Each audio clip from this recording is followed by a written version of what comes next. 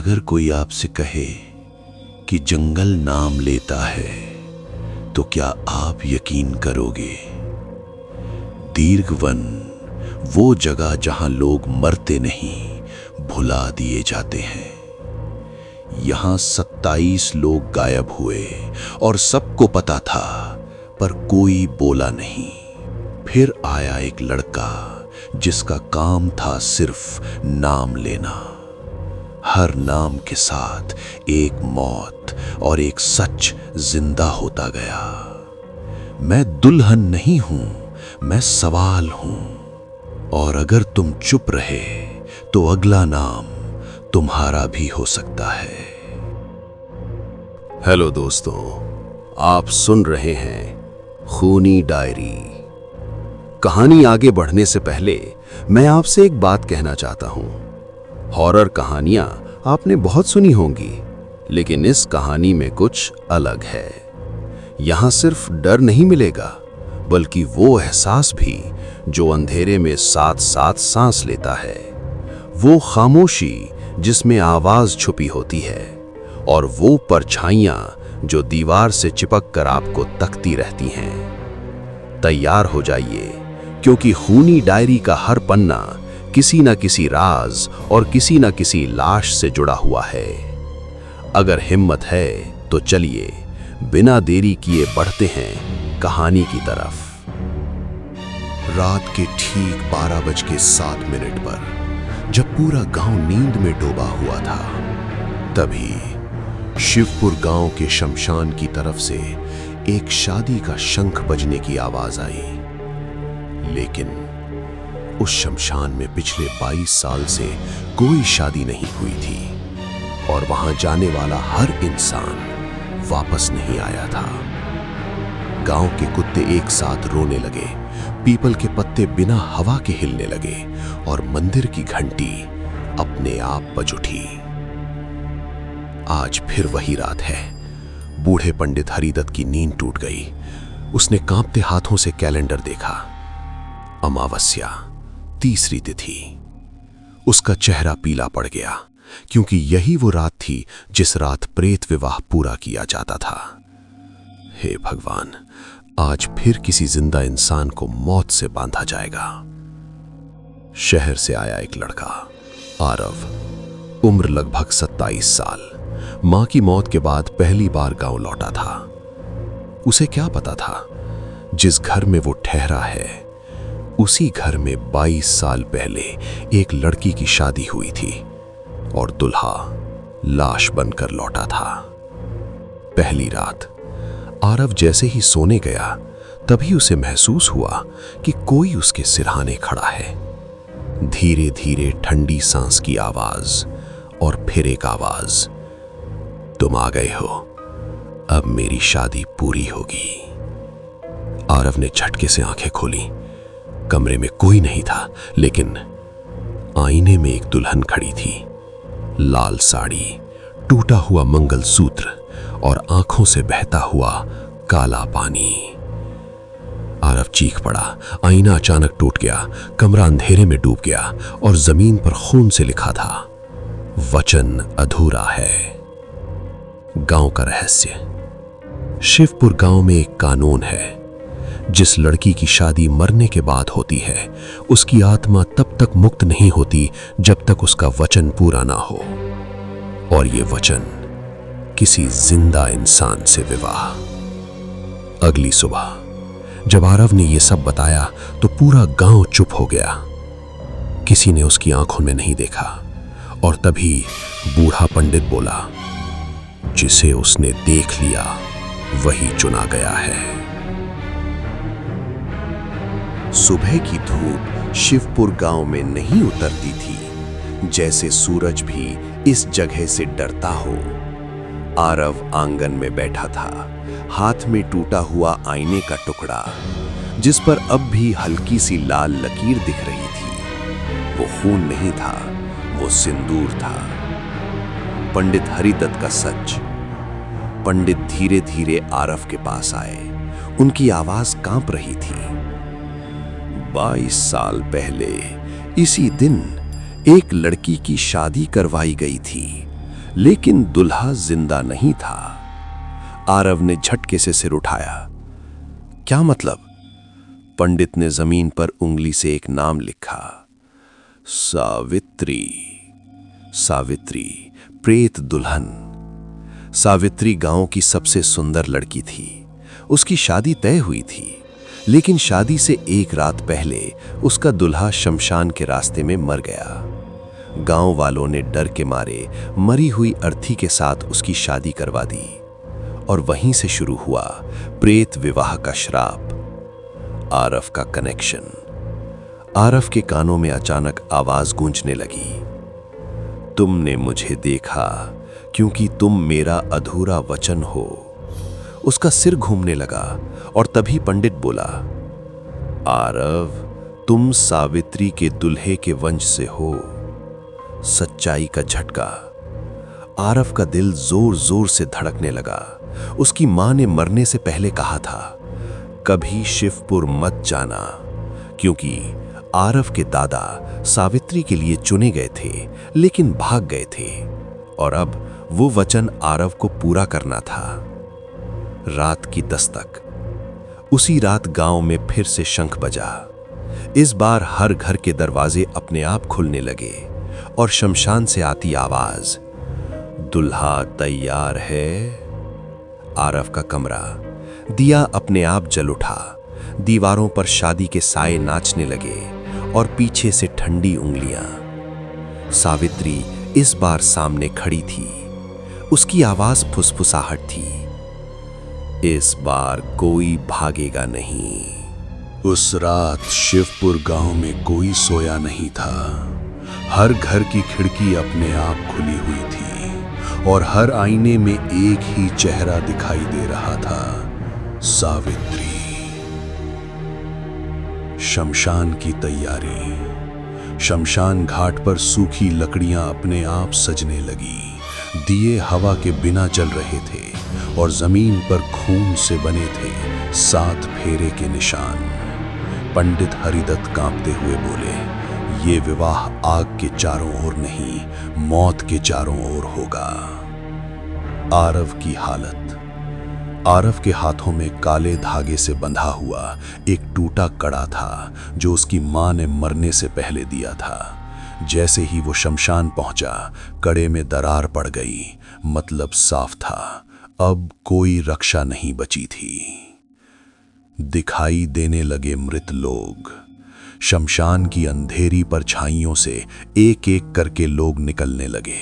कुछ के गले कटे थे, कुछ जले हुए थे और कुछ के चेहरे ही नहीं थे। ये वही लोग थे जो पिछले 22 सालों में प्रेत विवाह देखने आए थे और लौटे नहीं। सावित्री का असली चेहरा। सावित्री आगे आई। अब वो सुंदर नहीं लग रही थी। उसकी गर्दन टेढ़ी थी, आंखें पूरी तरह काली और साड़ी से कब्र की मिट्टी झड़ रही थी। उसने आरव का हाथ पकड़ा। हाथ बर्फ से भी ठंडा था। पहली रस्म, स्वीकार। खून का टीका। पंडित ने कांपते हाथों से मंत्र पढ़ा और अचानक आरव की उंगली अपने आप कट गई। खून सावित्री की मांग में गिरा और मंगलसूत्र अपने आप आरव के गले में आ गया। पहला फेरा पूरा हुआ। जैसे ही पहला फेरा पूरा हुआ, शमशान की आग बुझ गई और जमीन से आवाज आई, 6 बाकी हैं। पंडित की चेतावनी। पंडित हरिदत्त चीख पड़े, अगर 7 फेरे पूरे हुए तो आरव जिंदा नहीं रहेगा और अगर बीच में रुके तो सावित्री आजाद हो जाएगी। शमशान की जमीन अचानक ठंडी पड़ गई, जैसे नीचे से किसी ने सांस छोड़ी हो। आग बुझ चुकी थी, लेकिन धुआं अब भी जिंदा था और उसी धुएं में से आवाज आई, दूसरा फेरा। स्मृति का दूसरा फेरा, यादों की सजा। आरव की आंखों के सामने शमशान गायब हो गया। वो अपने बचपन में खड़ा था, अपनी मां के साथ। वही घर, वही आंगन। मां रो रही थी और सामने खड़ा था पंडित हरिदत्त, जवानी में। मां चिल्ला रही थी, ये बच्चा वहां नहीं जाएगा, वचन मैंने नहीं दिया था। और तभी एक और आवाज, वचन दिया गया था और वचन खून से लिखा जाता है। सच का पहला टुकड़ा। आरव ने देखा, उसकी मां ने उसे नहीं छोड़ा था, गांव वालों ने उसे भगाया था, क्योंकि अगर आरव शिवपुर में रहता तो सावित्री उसे बचपन में ही ले जाती। दूसरा फेरा पूरा। जैसे ही ये सच सामने आया, आरव और सावित्री अपने आप एक चक्कर पूरा कर चुके थे। जमीन कांपी। 5 बाकी हैं। तीसरा फेरा, बलि। अब पंडित चिल्लाया, ये फेरा सबसे खतरनाक है। शमशान के बीच एक पत्थर उभरा जिस पर ताजा खून टपक रहा था। सावित्री ने धीमे से कहा, हर विवाह में कुछ न कुछ त्याग होता है।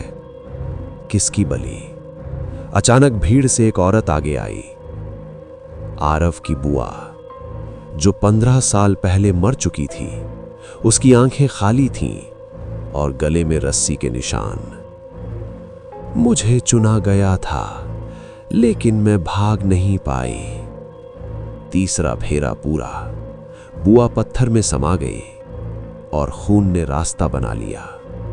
तीसरा फेरा पूरा हुआ और शमशान से सामूहिक चीख निकली, 4 बाकी हैं। सावित्री का रहस्य। अब सावित्री आरव के बहुत पास थी। उसकी आवाज में दर्द था। मैं राक्षस नहीं हूं, मुझे बनाया गया है। उसकी पीठ से रस्सियों के निशान उभर आए। उसे जिंदा जलाया गया था, शादी पूरी करने के लिए। शमशान की हवा अचानक भारी हो गई, जैसे किसी ने आसमान से मौत उतार दी हो। दिए एक एक करके बुझने लगे और अंधेरे में सिर्फ सावित्री की आंखें चमक रही थीं। आवाज गूंजी, चौथा फेरा, मृत्यु का। समय पीछे चला गया। आरव की आंखों के सामने शमशान पिघलने लगा और वो 22 साल पीछे पहुंच गया। गांव का वही आंगन। सावित्री लाल जोड़े में बैठी थी, हाथों में मेहंदी, चेहरे पर डर। पंडित हरिदत्त मंत्र पढ़ रहे थे, लेकिन उनके होंठ कांप रहे थे। एक बुजुर्ग बोला, अगर ये शादी आज पूरी नहीं हुई तो गांव नष्ट हो जाएगा। सावित्री की चीख। सावित्री रोते हुए चिल्लाई, मेरा क्या कसूर है? मैं जिंदा हूं, मुझे क्यों मारा जा रहा है? लेकिन किसी ने नहीं सुना। लकड़ियां सजाई गईं, आग जलाई गई और दूल्हे की जगह एक शव रखा गया। जिंदा जलाया गया सच। जब सावित्री को आग के पास लाया गया, उसने आखिरी बार एक नाम लिया, माधव। आरव का दिल बैठ गया, क्योंकि ये नाम उसके दादा का था। चौथा फेरा पूरा। आग की लपटें ऊपर उठीं और जैसे ही सावित्री गिरी, चारों तरफ से आवाज आई, 3 बाकी हैं। वर्तमान में वापसी। आरव जोर से चिल्लाया, बस करो। लेकिन सावित्री की आवाज अब बदल चुकी थी। अब बहुत देर हो चुकी है। सावित्री का उद्देश्य। वो आरव के कान के पास आई, मुझे मुक्ति नहीं चाहिए, मुझे न्याय चाहिए। उसके चेहरे पर आंसू थे, लेकिन आंसू खून के थे। पंडित का टूटना। पंडित हरिदत्त जमीन पर गिर पड़े। ये श्राप नहीं था, ये हमारे पाप का हिसाब है। शमशान में अचानक घंटी बजने लगी, लेकिन मंदिर मीलों दूर था। हवा रुक गई और आवाज आई, 5वां फेरा, चुनाव का। 2 रास्ते। जमीन फट गई और आरव के सामने 2 रास्ते बन गए। पहला रास्ता, जहां गांव के सारे लोग खड़े थे, जिनकी आंखों में डर नहीं, स्वार्थ था। दूसरा रास्ता, जहां सिर्फ सावित्री खड़ी थी, जली हुई, टूटी हुई, लेकिन सच के साथ। सावित्री की पहली प्रार्थना। पहली बार सावित्री ने हाथ जोड़े। अगर मुझे चुना तो ये गांव बचेगा नहीं, लेकिन सच्चाई सामने आ जाएगी। गांव वालों की सच्चाई। गांव के मुखिया चिल्लाए, अगर इसने हमें छोड़ा नहीं तो हर घर से एक बलि देनी पड़ेगी। और तब आरव समझ गया, ये सब श्राप नहीं था, ये एक सौदा था। हर 7 साल में एक जिंदा इंसान सावित्री को सौंप दिया जाता था। आरव का फैसला। आरव ने कांपते कदम सावित्री की तरफ बढ़ाए। उसी पल शमशान कांप उठा। 5वां फेरा पूरा हुआ। आवाज आई, 2 बाकी हैं। और सावित्री की आंखों से पहली बार रोशनी निकली। 6ठा फेरा, मृत्यु की कीमत। पंडित हरिदत्त अचानक खड़े हो गए। 6ठा फेरा, किसी एक को मरना होगा। उन्होंने आरव की तरफ देखा और फिर खुद आगे बढ़ गए। पंडित का स्वीकार। मैंने मंत्र पढ़े, मैंने आग जलाई, ये पाप मेरा है। उन्होंने खुद को आग में झोंक दिया। 6ठा फेरा पूरा हुआ। आग जल उठी और आवाज गूंजी, एक बाकी है। 7वां फेरा, जिसे कोई पूरा नहीं करता। सावित्री आरव के सामने आई। अब उसका चेहरा बदल चुका था, कम डरावना, ज्यादा दुखी। 7वां फेरा, 7 का। भयानक सच्चाई। अगर ये फेरा पूरा हुआ तो मैं आजाद हो जाऊंगी, लेकिन तुम मेरे साथ इस दुनिया से चले जाओगे। अंतिम सवाल, अभी अंत नहीं। सावित्री ने आरव का हाथ थामा। क्या तुम वो कर सकोगे जो कोई 22 साल में नहीं कर पाया? शमशान पूरी तरह शांत था, जैसे पूरी दुनिया आरव के जवाब का इंतजार कर रही हो। शमशान में अचानक बारिश शुरू हो गई, लेकिन वो पानी नहीं था, वो राख थी जो आसमान से गिर रही थी। आवाज आई, धीमी, भारी, अंतिम जैसी। 7वां फेरा शुरू होने वाला है।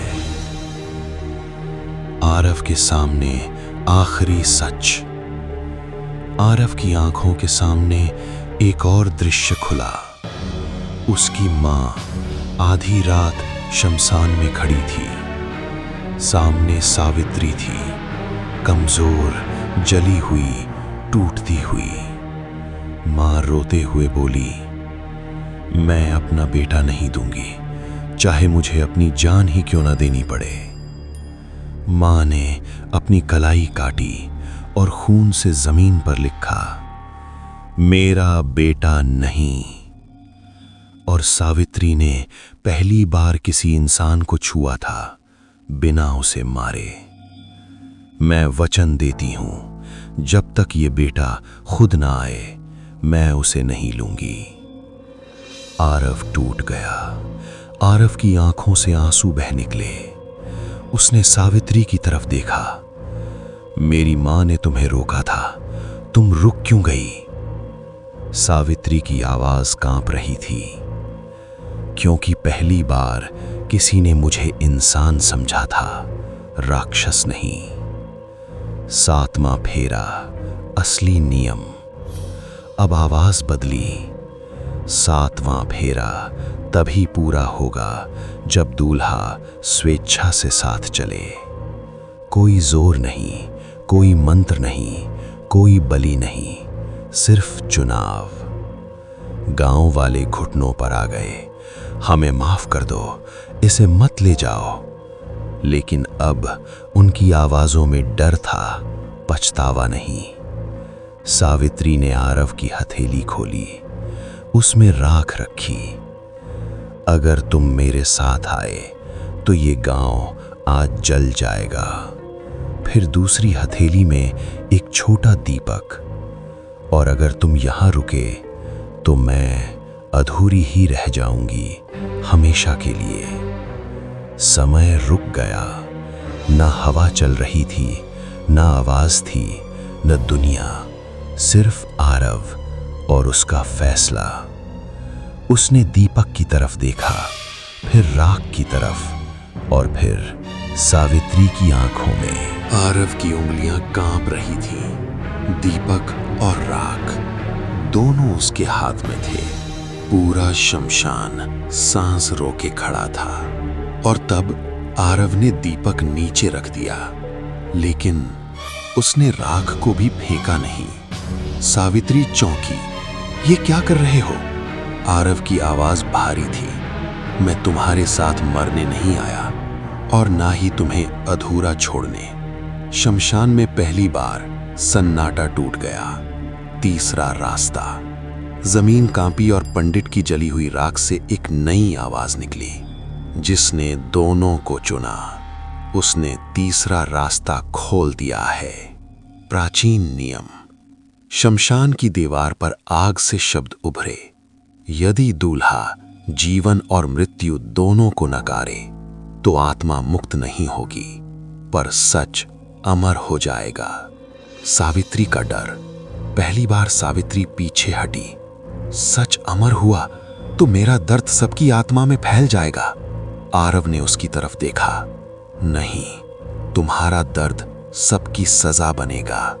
गांव का पतन शुरू हुआ। अचानक गांव की लाइटें बुझने लगीं। हर घर की दीवार पर सावित्री की परछाई उभर आई और हर घर से चीख, वो आ रही है, वो हमें देखने आई है। श्राप का नया रूप। अब सावित्री किसी एक की नहीं थी, अब वो गवाह बन चुकी थी। जो भी उस पाप में शामिल था, उसे हर रात वही आग, वही चीख, वही शादी दिखाई देने लगी। सावित्री और आरव। सावित्री की आंखों से आंसू बहे, लेकिन इस बार वो आग नहीं बने। मैं आजाद नहीं हुई, पर मैं बंदी भी नहीं रही। सातवां फेरा अधूरा। आवाज गूंजी। विवाह पूर्ण नहीं हुआ, पर वचन टूट भी नहीं सकता। शमशान की आग बुझ गई, लेकिन राख अब भी गर्म थी। आखिरी दृश्य। अभी अंत नहीं। सुबह। आरव अकेला खड़ा था। गांव पूरी तरह खाली। कोई लाश नहीं, कोई इंसान नहीं। सिर्फ मंदिर की दीवार पर खून से लिखा, हम जाग रहे हैं। और आरव के पीछे हल्की सी आवाज, ये अभी खत्म नहीं हुआ। सुबह की धूप पहली बार शिवपुर पर पड़ी, लेकिन गांव में कोई परछाई नहीं बनी, क्योंकि परछाइयां अब किसी की थी ही नहीं। आरव अकेला खड़ा था। पीछे मुड़कर देखा तो पूरा गांव एक खाली खोल बन चुका था। घर थे, दरवाजे थे, लेकिन जीवन नहीं। आरव का जाना। आरव ने शिवपुर छोड़ दिया, लेकिन शिवपुर उसे छोड़कर नहीं गया। जहां भी वो जाता, आईने में हल्की सी दुल्हन की आकृति दिखती। सावित्री अब पूरी तरह डरावनी नहीं थी, लेकिन पूरी तरह शांत भी नहीं। पहला संकेत। शहर में। शहर के एक लॉज में आरव रुका। रात के ठीक 12:07 पर। वही समय, वही ठंड। पास वाले कमरे से शादी का गीत सुनाई दिया। आज मेरे पिया घर आएंगे। आरव का खून जम गया। नई शिकार नहीं, नई गवाही। वो भागकर बाहर आया तो देखा एक आदमी दीवार पर सिर पटक रहा था। वो मुझे जलते हुए देख रही है। वो पूछ रही है, तू चुप क्यों था? आरव समझ गया, अब सावित्री लेने नहीं, जगाने आई है। सावित्री का नया नियम। रात को सावित्री ने पहली बार आरव से साफ शब्दों में कहा, अब मैं दुल्हन नहीं हूं, मैं सवाल हूं। और हर वो इंसान जो अन्याय देखकर चुप रहा, वो मेरा मंडप बनेगा। पुरानी लिस्ट। आरव को एक पुरानी डायरी मिली, पंडित हरिदत्त की। उसमें नाम थे, गांव, शहर, लोग। सिर्फ शिवपुर नहीं, ऐसे 11 और गांव जहां प्रेत विवाह या बलि या मौन से अन्याय किया गया था। आरव का बोझ। आरव के कंधों पर अब एक ही जिम्मेदारी थी। जहां सावित्री की परछाई दिखे वहां सच उजागर हो, क्योंकि अगर सच नहीं बोला गया तो अगली बार सावित्री दिखेगी नहीं, महसूस होगी। अंतिम दृश्य। अभी अंत नहीं। एक न्यूज़ चैनल पर ब्रेकिंग न्यूज़ चल रही थी। एक पूरे गांव के लापता होने की रहस्यमयी घटना। टीवी की स्क्रीन काली हुई और उसी काली स्क्रीन में आरव ने देखा सावित्री पीछे खड़ी थी। उसने धीरे से कहा, तैयार हो, अब शादी नहीं, सच का फेरा शुरू होगा। मौनपुर, नाम जैसा ही गांव, जहां लोग बोलते नहीं थे, सिर्फ देखते थे और चुप रहते थे।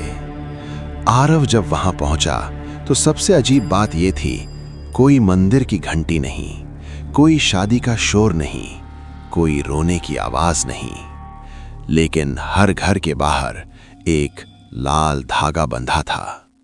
लाल धागे का अर्थ एक बूढ़ी औरत ने धीरे से कहा, ये हमें याद दिलाने के लिए है कि हम अब भी जिंदा हैं।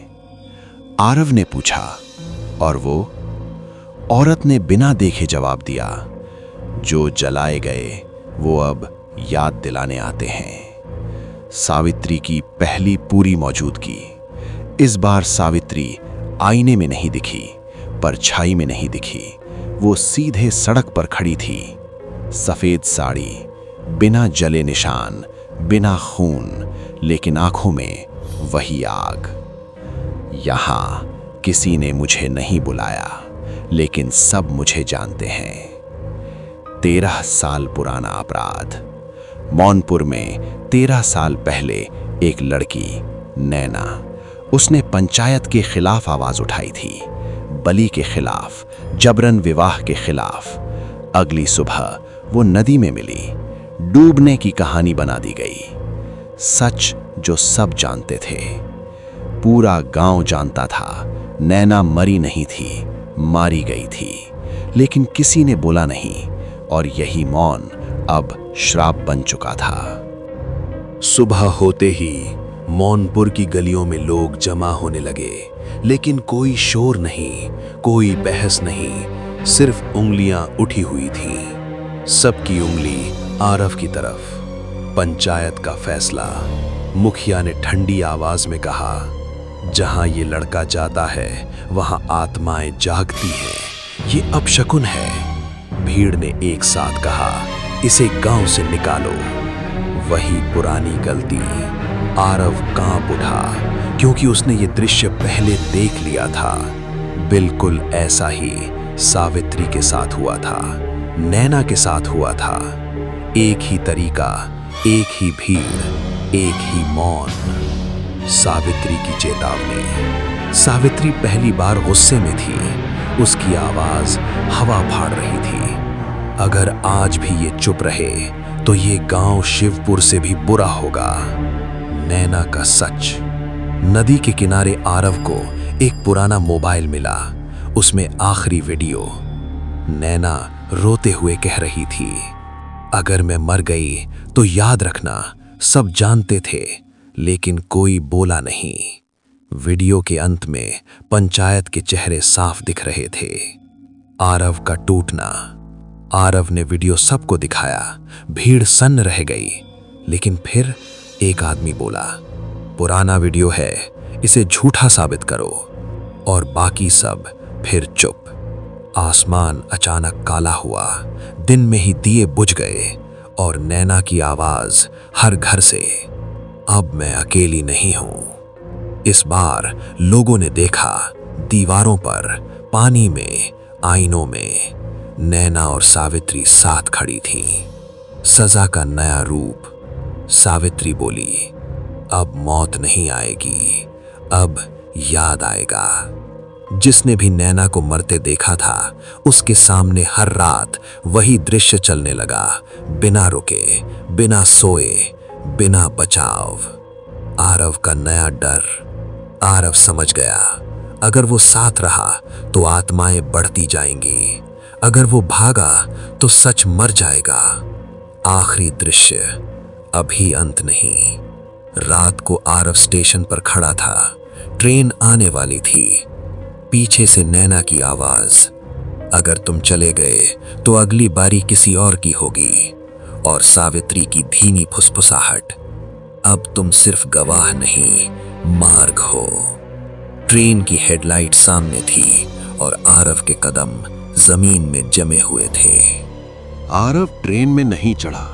हेडलाइट गुजर गई और प्लेटफॉर्म पर रह गया सिर्फ वो और उसके पीछे खड़ी दो परछाइयां, सावित्री, नैना। सावित्री ने पहली बार बिल्कुल इंसानी आवाज में कहा, अब अगला पड़ाव वो जगह है जहां आत्माएं पैदा नहीं होती, तैयार की जाती हैं। दीर्घवन, जहां जंगल सुनता है। दीर्घवन कोई साधारण गांव नहीं था, वो जंगल के बीच बसा था और वहां एक अजीब नियम था। शाम के बाद कोई पेड़ नहीं काटता, सुबह के पहले कोई बाहर नहीं निकलता, क्योंकि जंगल गवाही देता था।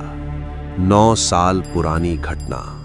दीर्घवन में 9 साल पहले एक आदिवासी लड़का, भीमू, उसने जंगल काटने से मना कर दिया था, क्योंकि वो जगह उसकी मां की समाधि थी।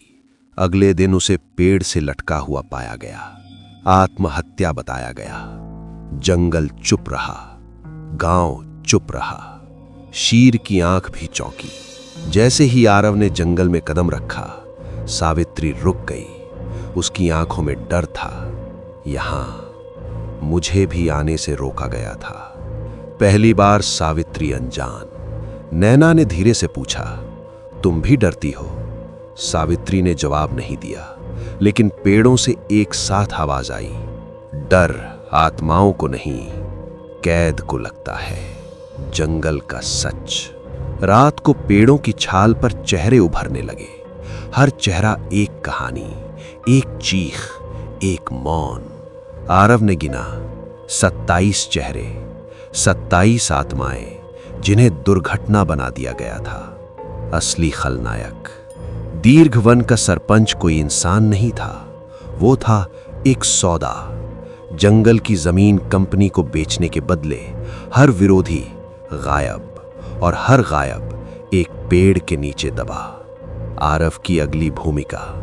सावित्री ने कहा, यहां ना शादी काम आएगी, ना बदला, यहां सिर्फ नाम लेने होंगे। रात का पहला इशारा। जंगल में एक पेड़ अपने आप गिरा। उसकी जड़ में एक खोपड़ी, और उस खोपड़ी पर खून से लिखा, पहला नाम बोलो। आरव के सामने 27 नाम तैर रहे थे, लेकिन अगर उसने एक लिया तो पूरा जंगल जाग जाएगा, और अगर नहीं लिया तो आत्माएं यहीं सड़ती रहेंगी। जंगल में हवा थम गई, पत्ते एक दूसरे से चिपक गए और अंधेरा और गहरा हो गया। आरव की सांसें तेज थीं। उसके सामने वो 27 नाम धुएं की तरह तैर रहे थे। हर नाम के साथ एक दर्द, एक चीख, एक अधूरी जिंदगी। आरव ने मुंह खोला। उसके होंठ सूखे थे, आवाज जैसे गले में फंस गई हो। फिर उसने कहा, भीमू, बस इतना ही। जंगल का जागना। जैसे ही नाम लिया गया, पूरा जंगल एक साथ कराहा। पेड़ों की छाल फटने लगी, जड़ों से काले हाथ बाहर आए। धरती कांपी और हवा में गूंजा, सुना गया। भीमू की आत्मा एक पेड़ के पास धीरे धीरे एक आकृति बनी। न कोई डरावना चेहरा, न खून, बस एक थका हुआ लड़का, आंखों में सवाल। भीमू, उसने आरव की तरफ देखा, तुमने मेरा नाम लिया, अब क्या तुम मेरा सच भी लोगे? सच की कीमत। सावित्री आगे बढ़ी। उसकी आवाज गंभीर थी। यहां हर नाम के साथ एक इंसान टूटेगा, एक सौदा जलेगा और एक आत्मा मुक्त नहीं जागृत होगी। पहला सौदा टूटा। अचानक गांव के बाहर कंपनी का बोर्ड अपने आप गिर गया। आग लगी और उस आग में कागज जलने लगे। उन कागजों में एक नाम साफ था, रघुवीर सिंह, दीर्घवन का पहला सरपंच, पहला सौदाबाज। रघुवीर की रात। उसी पल रघुवीर अपने घर में चीखने लगा। उसे हर दीवार पर भीमू दिखने लगा, लटका हुआ, पूछता हुआ कि जंगल किसका है। सावित्री का पुराना डर। सावित्री पीछे हटी। उसकी आंखों में पहली बार घबराहट थी। ये शक्ति मेरी नहीं है। नैना ने धीमे से कहा, तो ये किसकी है? जंगल से उत्तर आया, उसकी, जिसने पहली बार बिना आग के विवाह नाम लेकर मारा गया। पेड़ों के बीच एक और आकृति बनने लगी, बहुत पुरानी, बहुत शांत, लेकिन बहुत गहरी। आरव की समझ।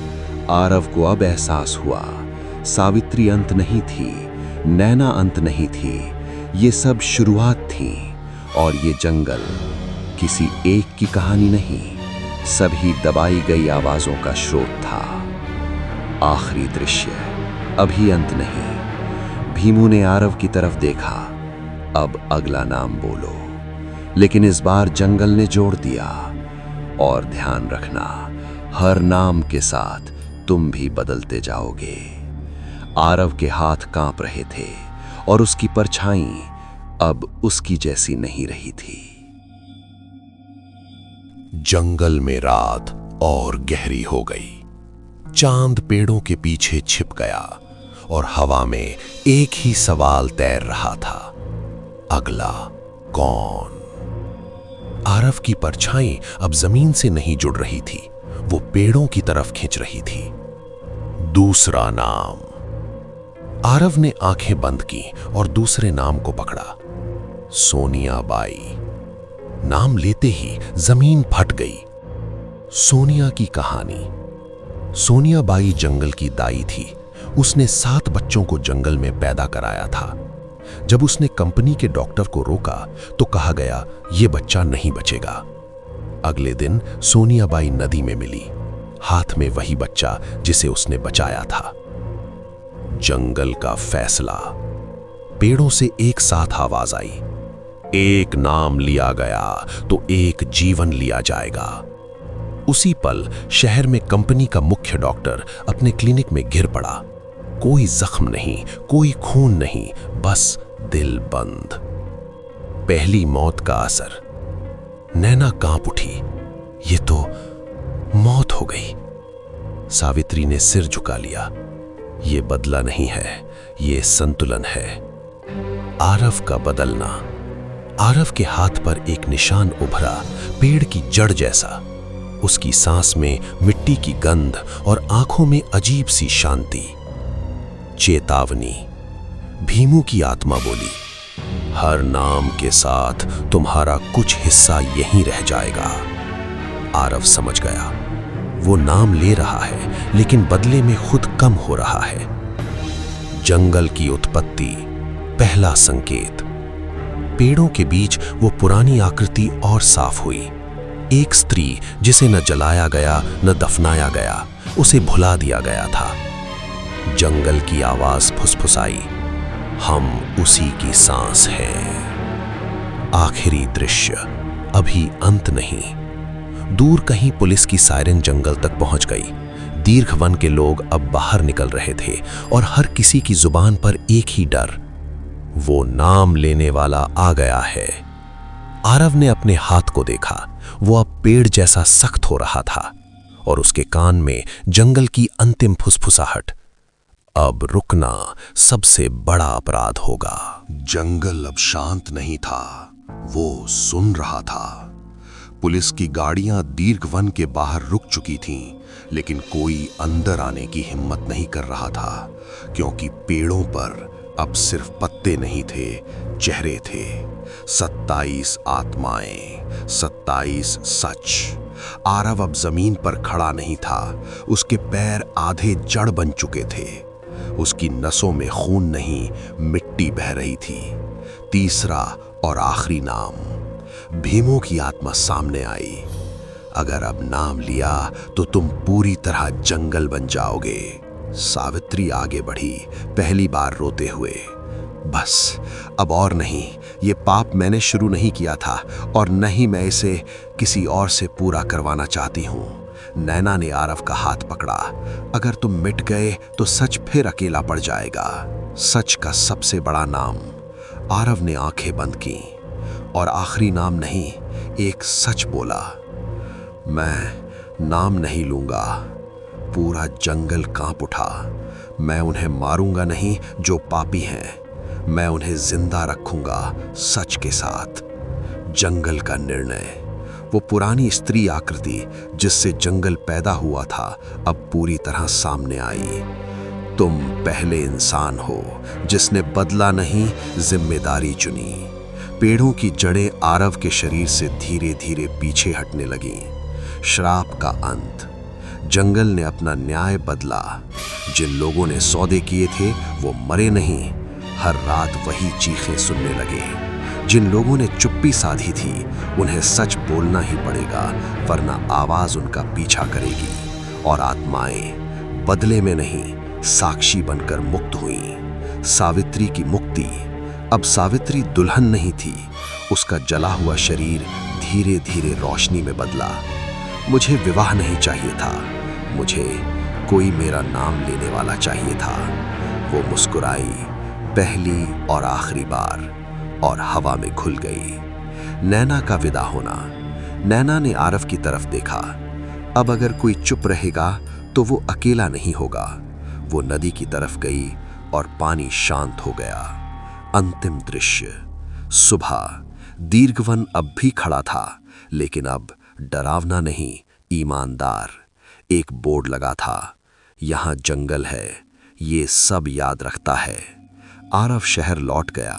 वो न संत बना न राक्षस, वो सिर्फ एक आदमी था जो जहां भी जाता लोग सच बोलने लगते। दोस्तों, अगर ये कहानी आपको पसंद आई हो तो कमेंट में जरूर बताइएगा कि आपको कैसा लगा। वीडियो को लाइक करें, चैनल को सब्सक्राइब करें, क्योंकि आपके एक छोटे से सब्सक्राइब से हम जैसे छोटे क्रिएटर्स को हिम्मत मिलती है और हम आपके लिए ऐसी ही डरावनी और रोमांचक कहानियां बार बार लेकर आते रहेंगे। तो मिलते हैं अगली खौफनाक कहानी में, किसी नए डर के साथ, किसी नए रहस्य के साथ।